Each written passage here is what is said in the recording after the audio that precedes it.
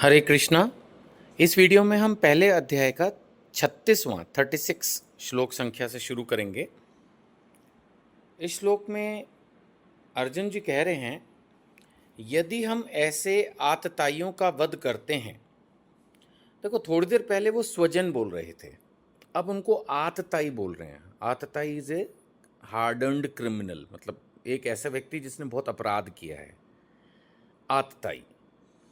तो कहीं ना कहीं उनको क्लियर है, बेशक वो रिलेशनशिप में होने की वजह से स्वजन बोले उनको, वो उनकी उदारता भी है एक भक्त होने के नाते, एक अच्छा व्यक्ति होने के नाते, लेकिन है तो वो आतताई। गलत हरकतें तो की ही थी दुर्योधन एंड कंपनी ने। तो यदि हम ऐसे आतताइयों का वध करते हैं तो हम पर पाप चढ़ेगा। अब वो कह रहे हैं वध को पाप की दृष्टि में ले रहे हैं कि भाई किसी को भी मारो, ये उस एंगल से है। वैसे तो कोई भी राजा अगर किसी क्रिमिनल को फांसी पे चढ़वा देता है तो कोई पाप नहीं होता है, बट वो ऐसा महसूस कर रहे हैं कि भाई अगर हम किसी को भी मारते हैं, जीव हिंसा हो गई और ये तो जीव में भी मनुष्य है, तो उस एंगल से वो सोच रहे हैं कि हम पर पाप चढ़ेगा। अतः ये उचित नहीं होगा कि हम धृतराष्ट्र के पुत्रों और उनके मित्रों का वध करें।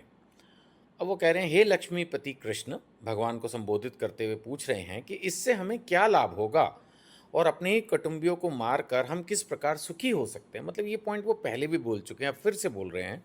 बार बार एक ही बात उनके दिमाग में आ रही है कि अगर हम अपने रिश्तेदारों को मार डालेंगे तो जब हमें राज्य मिल भी जाएगा तो उसको भोगने के लिए कोई तो होगा नहीं, खाली पड़ा होंगे महल।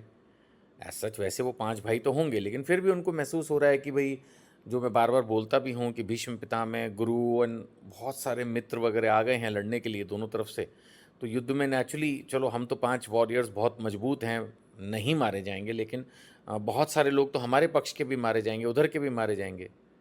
ऐसे हम भी अपने जीवन में कई बार धन कमाने के लिए, रिच होने के लिए, फेमस होने के लिए, सक्सेस होने के लिए अपने रिश्तेदारों को, मित्रों को, पड़ोसियों को, अपने ऑफिस के कलीग्स को कुछ भी हर्ट करते हैं या उनके साथ चालाकी करके आगे पहुंच जाते हैं। लेकिन ऐसी भी फिर कई कहानियां हैं कि जो सक्सेसफुल लोग हैं वो डिप्रेशन में चले जाते हैं क्योंकि उनके जीवन में कोई होता ही नहीं, सबको छोड़ के तो वो आगे बढ़ जाते हैं। तो कई बार ऐसा होता है कि वो बहुत अकेला महसूस करते हैं और रादर सक्सेसफुल होने के बाद भी खुश महसूस नहीं करते। यहाँ पर उस टाइप के फियर्स अर्जुन जी को हो रहे हैं। अब यहाँ पर एक शब्द आया आतताई, जिसका एक्सप्लेनेशन है जो मैं पढ़ना चाह रहा हूँ कि वैदिक आदेश अनुसार आतताई 6 प्रकार के होते हैं। एक है विष देने वाला, यानी सिंपल जो मर्डर कर रहा है, चाहे वो विष दे। अब आज के ज़माने में तो विष ढूंढना ही मुश्किल है, तो लोग गोली मार देते हैं। या घर में अग्नि लगाने वाला, ये तो अभी भी हो सकता है कि कोई किसी के घर में ही आग लगा दे। तीसरा, घातक हथियार से आक्रमण करने वाला, कोई चाकू, छुरा, कुछ भी, ये भी होता है। फिर धन लूटने वाला, चोरी चकारी तो चल ही रही है आजकल, डिजिटल चोरी चालू हो गई है ना। आपके बैंक अकाउंट से वो पैसे निकाल लेते हैं। दूसरे की भूमि हड़पने वाला, ये तो ना ख़त्म होने वाला काम है, लोग एक दूसरे की ज़मीन आज भी खूब खेल करते हैं। और पराई स्त्री का अपहरण करने वाला। अभी अपहरण तो जो अगर सही लैंग्वेज में देखा जाए तो वो ये है कि किसी और की वाइफ को आप कैप्चर करके ले ही गए, लेकिन अभी आज की तारीख में एक्स्ट्रा मैरिटल अफेयर्स चला देते हैं लोग और ये सब भी, तो वो भी इसी कैटेगरी में आना चाहिए। तो ऐसे आतताइयों का तुरंत वध कर देना चाहिए। अब शास्त्र तो कहते हैं कि इनको मृत्युदंड दिया जा सकता है। वो बात अलग है कि ये एक वैदिक शास्त्रों के हिसाब से लिखा गया है। जो बातें हैं, ऐसा नहीं है कि आज का लॉ इसके बारे में बिल्कुल उल्टा है, काफ़ी सिमिलर ही है।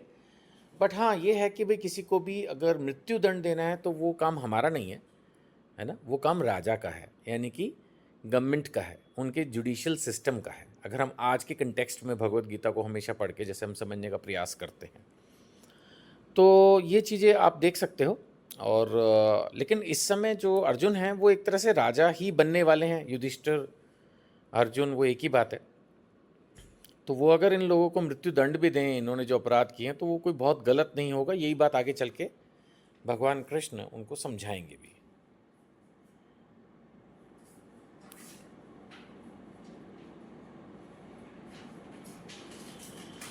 37 और 38 श्लोक में हम आगे बढ़ेंगे। अब अर्जुन कह रहे हैं, हे जनार्दन, यद्यपि लोभ से अभिभूत चित्त वाले। लोभ क्या होता है? लोभ होता है, जैसे आपने सुना होगा ना, ये बड़ा लोभी है। लोभी का क्या मतलब है? अगर मैंने कोई काम किया और मुझे उसमें 10,000 रुपये मिलने चाहिए और मैं 10,000 रुपये लेने की अभिलाषा रखता हूँ, तो मैं लोभी नहीं हूँ। लेकिन मैंने जितना काम किया या जितने को मैं डिज़र्व करता हूँ, अगर मैं उससे ज़्यादा की कामना करता हूँ, तो मैं लोभी हूँ, तो मैं लालची हूँ, है ना?